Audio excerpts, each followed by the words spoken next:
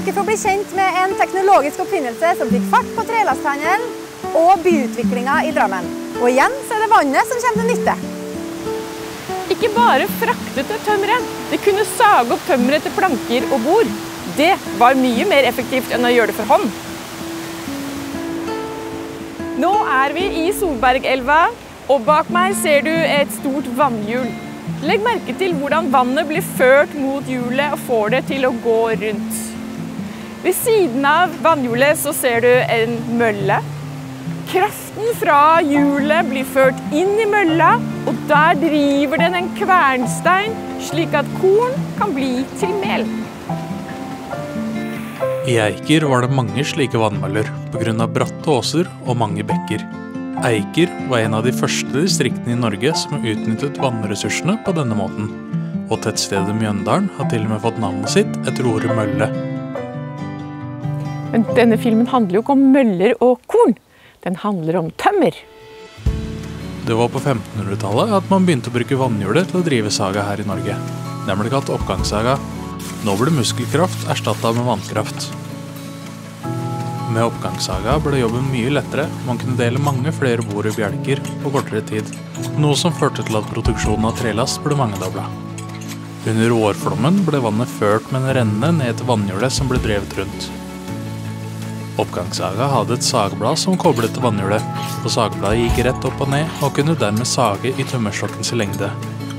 Oppgangssaga var enkel å lage, og gårdsbrukere med tilgang til en foss og skog kunne starte opp med salg av trelast i tillegg til gårdsdriften. Tømmeret som skulle sages opp måtte jo komme fra et sted, og det er her tømmerfløtinga kommer inn i bildet. Nå skal vi se litt nærmere på hvordan tømmeret ble fraktet nedover elva.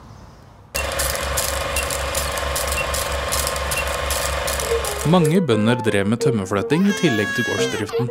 Her ser du bonden på vei til elva for å fløte tømmer, mens kona er hjemme og lager smør av fløte, passer barn, vasker klær, steller hus, lager mat. Denne prosessen startet allerede på vinteren, der bøndene hugget ned trærne, kvistet dem og fjernet barken. Og ved hjelp av hesten fikk de slept tømmeret på snøen ned til en oppsamlingsplass ved elva. Og når våren kom, merket man tømmeret med en figurøks. Det var så man kunne se hvem som eide eller hadde kjøpt tømmeret, før det ble rullet ut i flomvannet. Etter at tømmeret var kommet ut i vannet, måtte det fløting til. Som vi har sett, flyter tre i vann, og det følger strømmen. Men tømmeret kunne hope seg opp, og da måtte tømmerfløterne ut i elva og forsøke å få løst floken. Tømmerfløterne brukte fløtaker, en lang stokk med en krok i enden, til å dra løs noen tømmerstokker slik at resten fulgte med. Plutselig kunne tømmeret løsne, og da gjaldt det å komme seg unna så fort som mulig for ikke å bli skadet. På vei ned store fosser hendte det at tømmeret satt seg skikkelig fast, og da måtte fløteren med livet som innsatt få fart på det igjen. Hjalp ikke dette, måtte det dynamitt til for å få tømmermassen i bevegelse igjen. Det var mange bønder som var avhengig av denne inntekten som sesongarbeidet ga. Det var, som du skjønner, ikke en jobb for pyser å være tømmerfløtter. Og det er ikke uten grunn at det ble kalt vårens farligste eventyr. Tømmeret ble ført ned til et hengsle der det ble sortert etter eier, og om tømmeret skulle sages opp eller fløtes direkte ned til havna. På Steinberg var det et slikt hengsle. Der ble tømmeret samlet i en lense, som er en innretning som bestod av sammenkjedete tømmerstokker som skulle holde tømmeret samlet under fløting. Nedsettebåten ble brukt til å følge tømmeret det siste stykket fram til Kobbervik havn.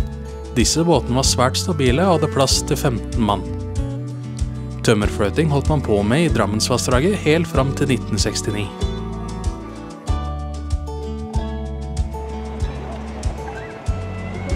Du har kanskje lagt merke til skulpturen av en tømmerfløte ved Bragernes torg? Den skal minne oss på å hedre tømmerfløternes innsats.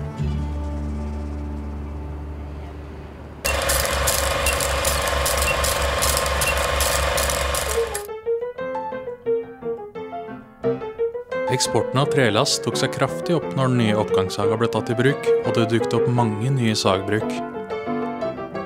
Da adelsmenn, datidens rikfolk, oppdaget at det var penger å tjene på tømmer, begynte de å kjøpe opp sagbrukene av bøndene. De la ned noen av dem og bygde ut andre.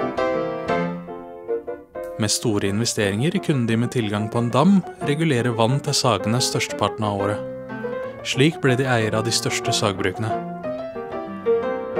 Da kongen bestemte at eierne av de største sagbrukene kunne betale mindre skatt enn eierne av de små, fikk adelskapet enda en stor fordel. I tillegg ble det etter hvert bestemt at bøndene bare fikk sage til eget bruk, og ikke fikk lov til å produsere for salg.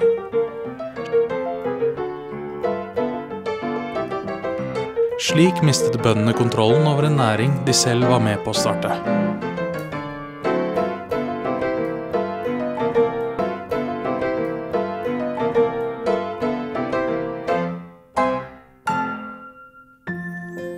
Takket være tilgang til tømmer i regionen ble Eiker et sentrum for sagbruksnæringen i Norge.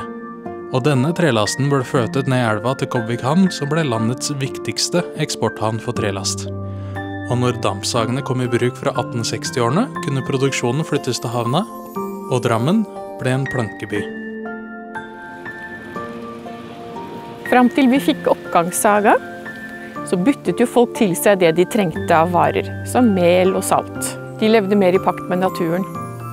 Men når man skjønte hvor mye penger det var å tjene på tømmeret, så begynte man å hugge mer enn det som var bærekraftig. Dette førte til en avskoging av kystområder og en konsentrasjon av makt og penger hos de rike. Og den mektigste på 1500-tallet, det var selvfølgelig kongen. Og han var dansk. Tida mellom 1536 og 1814 kaller vi for dansketida. Da var Norge som en landsdel i Danmark. Hovedstaden var København, og vi hadde dansk skriftspråk. På 1500-tallet var det fortsatt gårdene på begge sider av elva som preget dalen. Det er disse gårdene som har gitt navnet til flere bydeler som vi kjenner dem i dag, som for eksempel Austad, Gullskogen, Marienlyst og Frydenhaug gård. Det var en liten bydannelse på Bragernes der handelsmenn holdt til. I takt med den økende produksjonen av trelast økte også handelen. Drammenserne kjøpte og bygde egne skip til å frakte varer ut av landet, samtidig som det kom flere skip fra ute i Europa. Korn ble ofte brukt som betalingsmiddel, siden vi ikke produserte nok selv, så det er vi helt avhengig av å få fra andre land. Ute i Europa trengtes det tømmer for å bygge blant annet hus, skip og kaianlegg. I tillegg førte store bybranner til at man trengte tømmer for å bygge deler av byer opp igjen.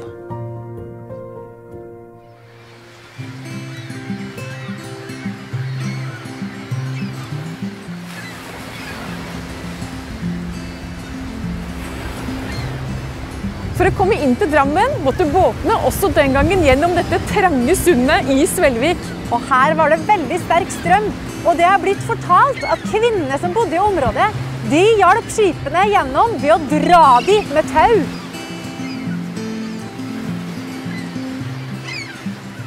På vinteren frøs fjorden inn mot Drammen, og Kobvik havn ble stengt inne. Derfor måtte Norges største trelastby flytte havnen sin til Svelvik for vintermånedene. Skipene ble liggende i den naturlige havnen der hele vinteren. Da ble trelast fraktet med hest og slede på isen i stedet. Skutene ble lastet med trelast direkte fra sleden, mens de lå fastfrosset i isen. Når våren kom og isen gikk, kunne skutene seile ut. Alle skip som kom inn og ut med varer i Drammensområdet måtte betale toll til danskekongen. Tollboden var på Bragernes, og det var der handelen foregikk. Kongen gjorde seg rik på alle råvarene fra Norge. Fisken, tømmeret, sølvet, kopper og jern. Han befalte også at man skulle telle hvor mange som bodde i dette landet, og krevde inn skatter av alle. Det er ikke sånn at det var danske kongen som fant opp toll, altså. Nei, den er nevnt allerede i kongesagaene, og ble visstnok innført under Harald Hårfagre. I 1620-årene ble det funnet sølv i Kongsberg. Kongen bestemte at her skulle det bli en by. Bragernes som handelssted og Kobvik havn fikk både økt sin trafikk og handel, noe som førte til at flere flyttet dit og kunne ta seg jobb der. Og tvers over Bragernes lå øya Strømsø. I 1625 ble det for første gang satt opp hus der. Flere kjøpmenn valgte å flytte sine forretninger over til Strømsø på 1640-tallet, da det ble kjent at kongen ville gi skattelette til dem som startet opp handelsvirksomhet der. Tollboden ble flyttet hit til Strømsø-sida i 1652. Det var fordi at det var mer praktisk for tollerne at den lå i nærheten av Kobbervikhavna.